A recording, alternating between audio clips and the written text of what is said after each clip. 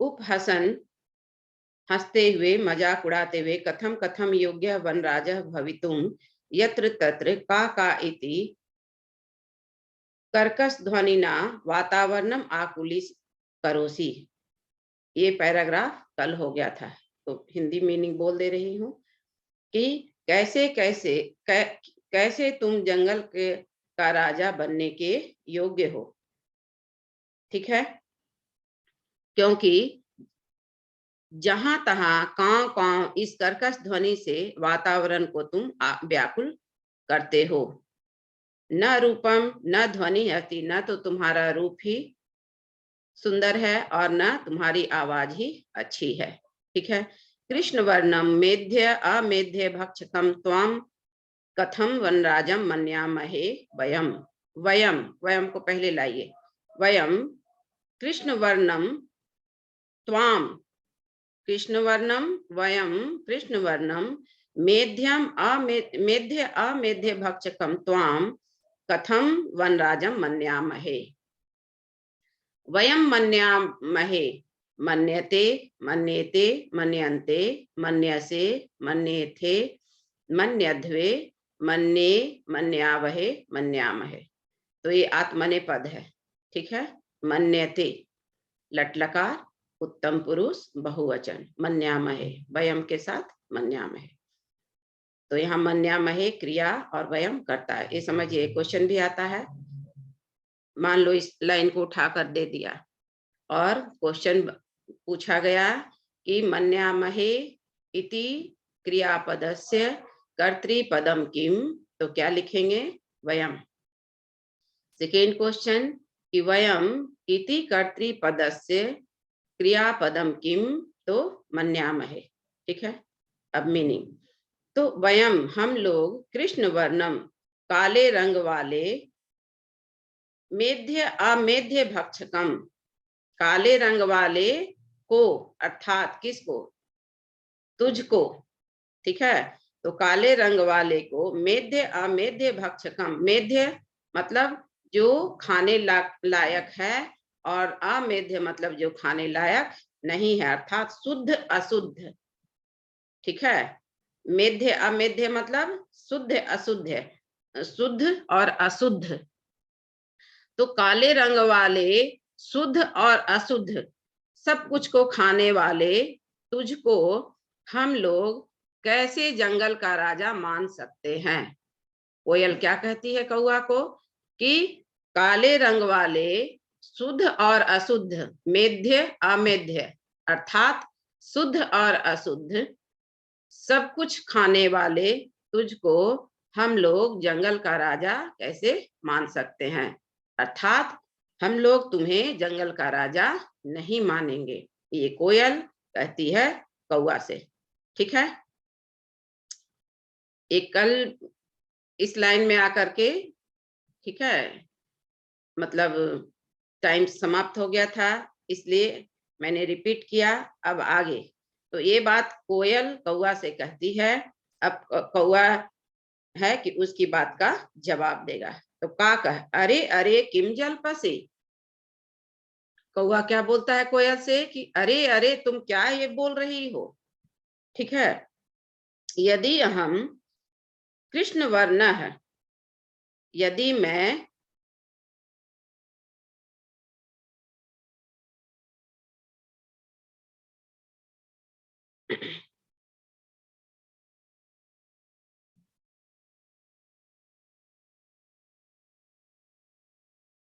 हाँ, यदि मैं काले रंग की हूं तरही तुम किम गौरांग। कोयल क्या कहती है कौवा से कि यदि मैं काले रंग की हूं तो क्या तुम गोरे रंग के हो? गौरांग। ठीक है, गौर प्लस अंग, गौरांग।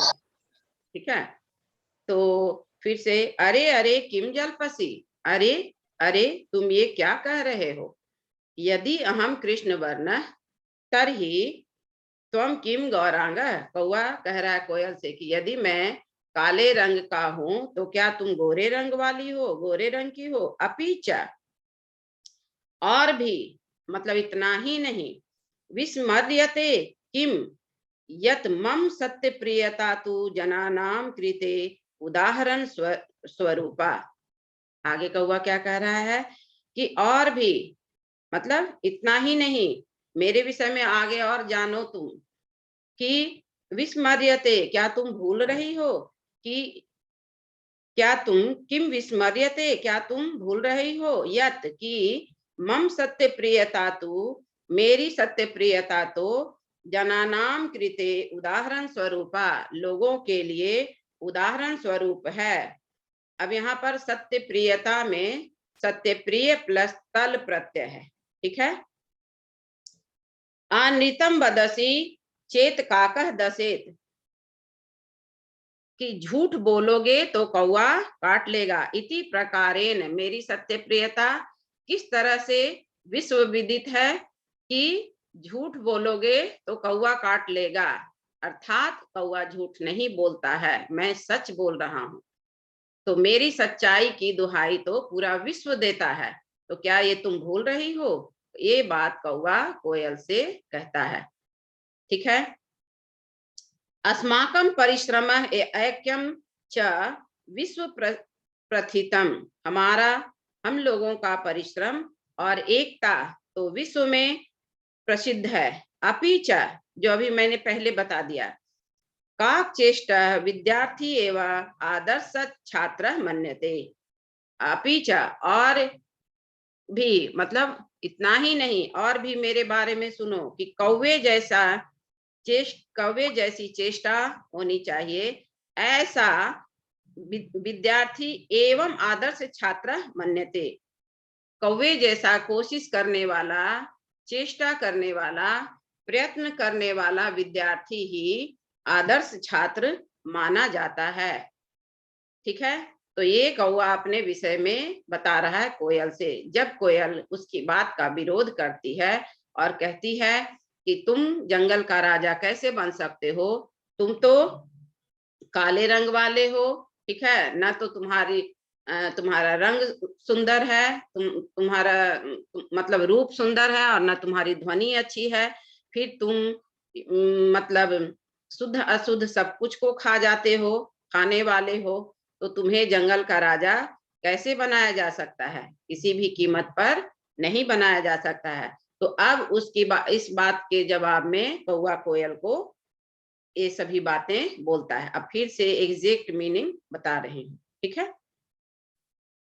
अरे का कह, अरे अरे किम जलपसी, अरे अरे तुम क्या बोल रही हो, यदि हम कृष्ण वर्ण तरहि त्वं किम गौरांग, यदि मैं काले रंग का हूँ तो क्या तुम गोरे रंग वाली हो, अर्थात गोरे रंग की हो। अपीचा, और भी, इतना ही नहीं, विस्मर्यते किम यत, क्या तुम भूल रही हो कि मम सत्य प्रियता तु जनानाम कृते उदाहरण स्वरूपा, मेरी सत्य प्रियता तो लोगों के लिए उदाहरण स्वरूप है, अर्थात मेरी सत्य प्रियता के बारे में लोगों से उदाहरण दिया जाता है। कि क्या उदाहरण दिया जाता है? अनृतम वदसी चेत काकह दसेत, कि झूठ बोलोगे तो कौवा काट लेगा। चेत मतलब होता है, ठीक है, यदि, याद रखना,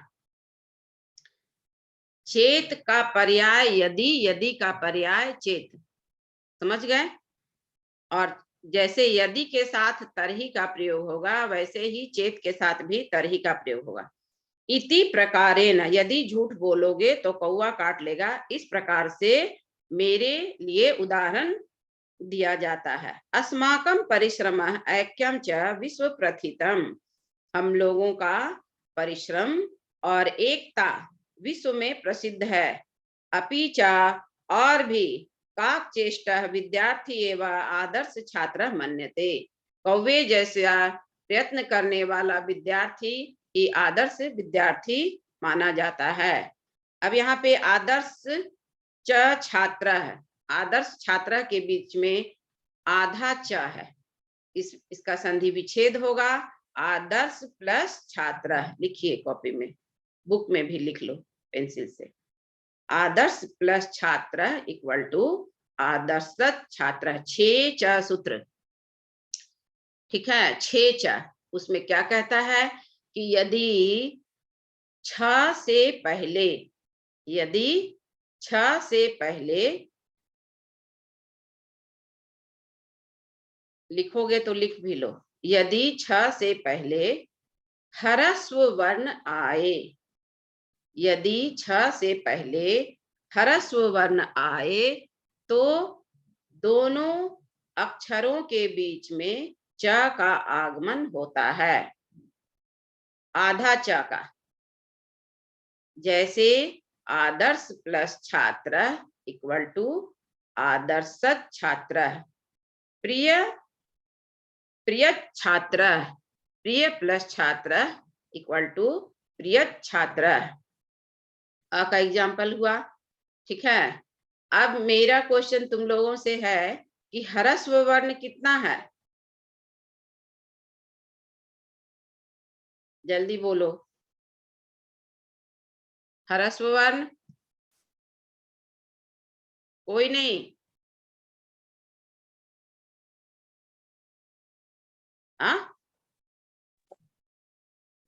ह्रस्व वर्ण कितना है, लगभग मतलब 2 दिन के बीच में मैं बताती हूँ वर्णमाला, इसलिए। और ह्रस्व, दीर्घ, प्लुत, स्वर, व्यंजन, अंतस्थ, स्पर्श, फिर भूल गए। ह्रस्व वर्ण 13 स्वर वर्ण है, उसमें ह्रस्व कितना है,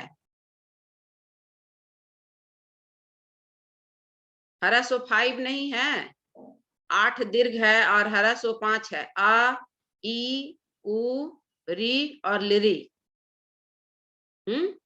जिसमें एक मात्रा का उच्चारण होता है।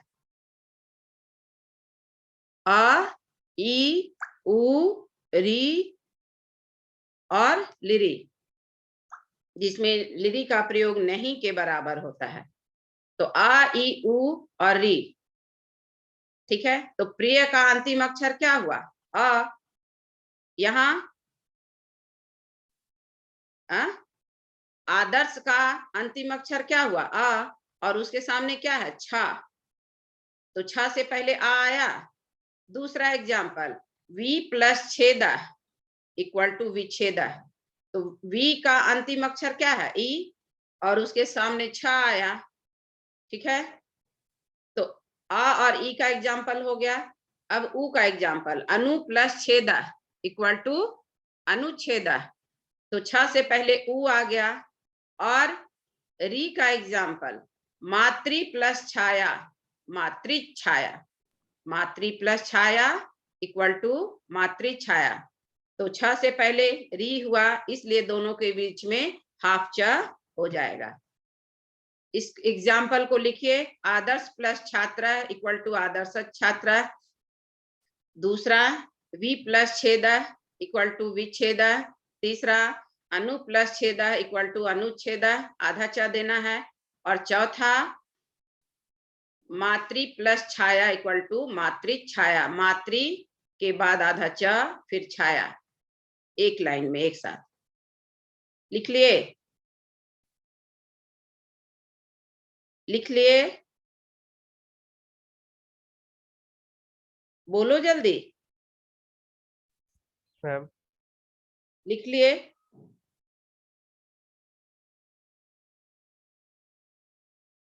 हेलो सारे बच्चे, सारे बच्चे, यस मैम। तो तुम लोग ऐसे क्यों करते हो? Yes ma'am. तुम लोग ये खुद सोचो कि कितना बार बताया गया है और कितना बार लर्न करवाया है मैंने। एकदम पढ़ाई से मुंह मोड़ लिए हो, कैसे काम चलेगा? ह्रस्व वर्ण पूछ रहे हैं तो नहीं बोल रहे हो। जितना दिन भी क्लास हुआ है उसमें अगर मान लो 100 में 50 डेज तो जरूर बोले हैं, वर्णमाला का रिवीजन करवाए हैं, स्वर वर्ण, व्यंजन वर्ण, अयोग वाह, उसमें ह्रस्व दीर्घ। चलिए आगे, बार बार बोल रहे हैं कि संस्कृत वर्ण विन्यास, वर्ण विच्छेद, ये या वर्णमाला नहीं जानोगे, कंठस्थ नहीं रहेगा और उसकी मात्रा तो नहीं समझ पाओगे। सारा संधि से युक्त तुम्हारा लैंग्वेज एंड लिटरेचर है, श्लोक है, तो तोड़ के नहीं पढ़ पाओगे तो कहाँ से लिखोगे। पास कर जाना कोई बहुत बड़ी बात नहीं है, हा? या 50% मार्क्स ले आना। मैं 100% मार्क्स के लिए बोल रही हूँ और तब तुम लोग ध्यान नहीं देते हो।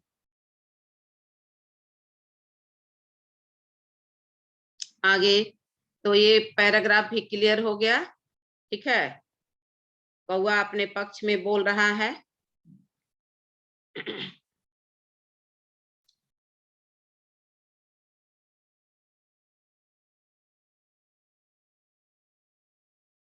हाँ, तो फिर क्या कहता है?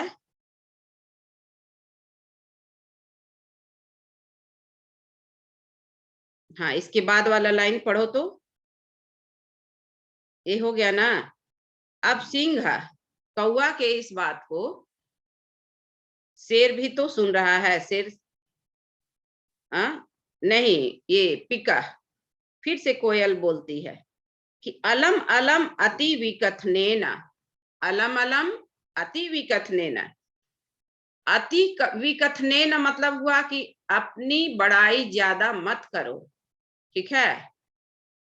सेखी मत बघारो, अपनी तारीफ मत करो, ये मीनिंग हुआ। अलम अति विकथनेन, डींगे मत हाको, डिंग मत मारो। तुम लोग कहते हो ना, तुम लोग अपनी भाषा में क्या कहते हो? उस समय भी मैंने यही एग्जाम्पल दिया कि लपेट नहीं पार रहे हैं, फेंको मत, कहते हो ना। आपस में बच्चे जब बात करते हो तो क्या कहते हो कि फेंको मत, फेंक रहे हो, लपेट नहीं पा रहे हैं। तो तुम्हारी भाषा में ये मतलब मीनिंग हुआ कि ज्यादा अपनी सेखी मत बघारो, अपनी बड़ाई मत करो, ठीक है। तो अलम अलम अति विकथनेन मतलब अपनी बड़ाई मत करो, अपनी बड़ाई मत करो। और इस अर्थ में तृतीया विभक्ति का प्रयोग होता है। अब यहाँ पर समझना है कि अलम का दो मीनिंग होता है, ये अव्यय वर्ड है, और इससे उपपद विभक्ति में एक अलम के अर्थ में चतुर्थी विभक्ति लगता है और एक अलम के अर्थ में तृतीया विभक्ति। तो यहाँ पर तृतीया विभक्ति लगा है। तो अब प्रश्न है कि कहाँ तृतीया, कहाँ चतुर्थी, और क्यों, कब और कैसे। तो मना करने के अर्थ में तृतीया, ठीक है, और सामर्थ्य के अर्थ में चतुर्थी। जब किसी काम के लिए मना किया जाए, समझ गए, तो तृतीया, और वहां पर अलम का भी प्रयोग होगा। और जब सामर्थ्य का प्रयोग होगा तो वहां चतुर्थी। तो जैसे अलम अलम अति विकथनेन, अपनी बड़ाई मत करो, डींगे मत हाको, है ना। और ये दूसरा इसी से रिलेटेड एग्जाम्पल देते हैं अलम से तृतीया के अर्थ में, कि जैसे अलम असत्यवादनेन, झूठ मत बोलो। अलम मिथ्यावादनेन, झूठ मत बोलो, ठीक है। अलम कलहेन, झगड़ा मत करो। अलम कोलाहलेन, कोलाहल मतलब हल्ला होता है, और कलह मतलब झगड़ा होता है। तो कलह का अंतिम अक्षर है अ, तो तृतीया में ले गए तो कलहेन। कोलाहल का अंतिम अक्षर है अ, तृतीया में ले गए तो कोलाहलेन। तो अलम कोलाहलेन, हल्ला मत करो, ठीक है। अलम कलहेन, झगड़ा मत करो। झूठ मत बोलो। अलम असत्यवादनेन, अलम मिथ्यावादनेन। आ गया समझ में? तो यहाँ क्या है? अलम अलम अति विकथनेन, डींगे मत हाको, अपनी बड़ाई मत करो, अपनी बड़ाई मत करो। अब सामर्थ्य के अर्थ का प्रयोग करते हैं। जैसे कृष्ण कंसाय अलम, कृष्ण कंसाय, कंसाय को चतुर्थी विभक्ति में ले गए। अलम, अकेले कृष्ण कंस जैसे राक्षस के लिए काफी थे, पर्याप्त थे, सामर्थ्यवान थे, सक्षम थे, ठीक है। राम रावणाय अलम, अकेले राम रावण जैसे राक्षस के लिए सक्षम थे। क्लियर? आगे, तो अलम अलम अति विकथनेन किम विस्मर्यते यत, क्या तुम भूल रहे हो? अब कोयल कौआ को याद दिलाती है। इसके पहले वाले में कौआ कोयल को याद दिलाता है, और अब कोयल कौआ को याद दिलाएगी। और क्या कह रही है कि क्या तुम भूल रहे हो कि का कह कृष्ण पिकह कृष्ण को भेद पिक का कयो। कौआ काला है और कोयल भी काली है, फिर दोनों कोयल और कौवे में क्या अंतर है? तो वसंत समय प्राप्त का कह पिकह पिकह, वसंत समय के आने पर कौआ कौआ हो जाता है और कोयल कोयल, है ना। अब तो वसंत ऋतु आएगा ही, है ना। तो अर्थात कहने का मतलब क्या है कि मैं काली जरूर हूं, कोयल कह रही है, लेकिन मेरी आवाज सुरीली है, मेरी आवाज मधुर है, जिसको सुनने के लिए लोग लालायित रहते हैं और सुनकर लोग खुश होते हैं मेरी मीठी आवाज को। तो तुम्हारा तो न तो रूप सुंदर है और ना ही आवाज तुम्हारी अच्छी है।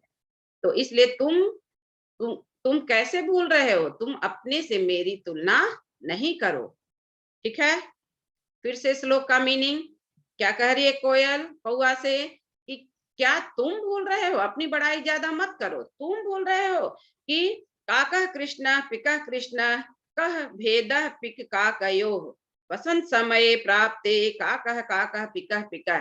और ये श्लोक इंपॉर्टेंट है, आता भी है कि कौआ काला है और कोयल भी काली है, तो फिर दोनों में कोयल और कौवे में क्या अंतर है? वसंत ऋतु आने पर, वसंत का समय आने पर कौआ कौआ बन जाता है और कोयल कोयल, अर्थात दोनों अपनी आवाज से पहचाना जाता है और उससे ही उसका महत्व घटता है या बढ़ता है। समझ गए? बोलिए। Yes ma'am. Yes ma'am. हाँ, किसी के घर का माइक म्यूट नहीं है, अनम्यूट है, उसको बंद करो, जिसके भी घर का है। ठीक है, अब इसमें ग्रामर काका प्रथमा विभक्ति एक वचन, कृष्ण प्रथमा विभक्ति एक वचन, पिका प्रथमा विभक्ति एक वचन, कृष्ण तो बोल ही दिए। को भेद का संधि विच्छेद कह प्लस भेद विसर्ग से उत्तम लिख लीजिए। और पिक काकयोः का समास विग्रह पिकह च काकह च तयोः। ठीक है, पिकह च काकह च तयोः लिख लो इसको, द्वंद्व समास है इसमें, आपको पढ़ना भी है। पिकह च काकह च तयोः,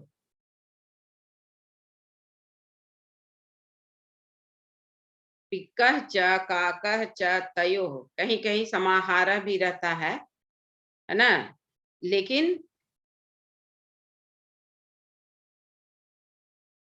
यही होगा। पिकह च काकह च तयोः, वसंत समय में समास है, लिखिए, वो भी आपके सिलेबस में है, तत्पुरुष समास। वसंतस्य समये, वसंतस्य समये षष्ठी तत्पुरुष समास। तो पिक काकयोः द्वंद्व समास और वसंतस्य समये इक्वल टू वसंत समये षष्ठी तत्पुरुष समास। प्राप्ते प्र प्लस आपते दीर्घ संधि, और इसमें प्रकृति प्रत्यय है, प्र उपसर्ग है, आप धातु है, अक्तः प्रत्यय है। प्राप्ते सप्तमी विभक्ति में है। काका काका पिका पिका। क्लियर? अब आगे, अब कोयल के इस बात का जवाब फिर से कौआ देगा। काका रे पर भृत, देखो रे जो है वो मतलब बैड सेंस में आता है, एक तो ये बात है रे, और या फिर छोटे, अपने से छोटे व्यक्ति को ये बात लोग बोलते हैं बोलचाल की भाषा में, है ना, बच्चों को बोलते हैं रे, और नहीं तो बड़ों को रे का संबोधन का प्रयोग करके बोलना उचित नहीं है। ठीक है, वो भाषा की अशुद्धता है। बड़े को हम रे बोले तो समझो कि वो गाली के समान है। तो यहाँ पर इसलिए अब चूंकि कौवा गुस्सा जाता है कोयल से, और इसलिए वह इस भाषा का प्रयोग यहाँ पर किया गया है कि रे परभृत, अरे दूसरों के द्वारा पालन पोषण की जाने वाली कोयल। ठीक है, परभृत में लिखिए परह भृत, परभृत परह भृत मतलब दूसरों के द्वारा, परह भ्रियते इति यह सह, परह भ्रियते इति यह सह। तो कोयल मतलब जो दूसरों के द्वारा पालन पोषण की जाती है उसे परभृत का नाम दिया गया था। सब लोग जानते हैं कि कौवा जो है, कोयल अपने अंडे को कौवा के घोंसले में ले जाकर रख देती है ना, और कौवा उसको सेता है और तब कोयल का जन्म होता है। तो इसलिए परभृत कौवा कह रहा है कोयल को। ठीक है, अब इसमें उपपद तत्पुरुष समास है, आपको पढ़ना है नहीं, लेकिन इस वर्ड को समझाने के लिए मैंने कहा। पर मीन्स पराया, जो दूसरे के द्वारा पालन पोषण की जाती है या किया जाता है।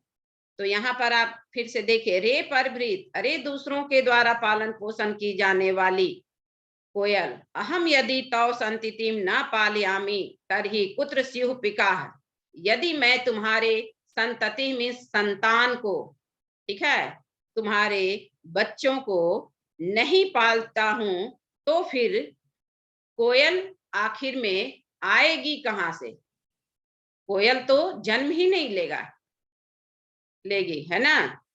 कौवा फिर से देखिए, यदि अहम यदि, मैं यदि, तौ संततिम तुम्हारे संतान को, न पालयामी नहीं पालता हूं, तरहि तो कुत्र स्युः पिकाः, अर्थात पिकाः कुत्र स्युः, तो कोयल कहां से आएगी?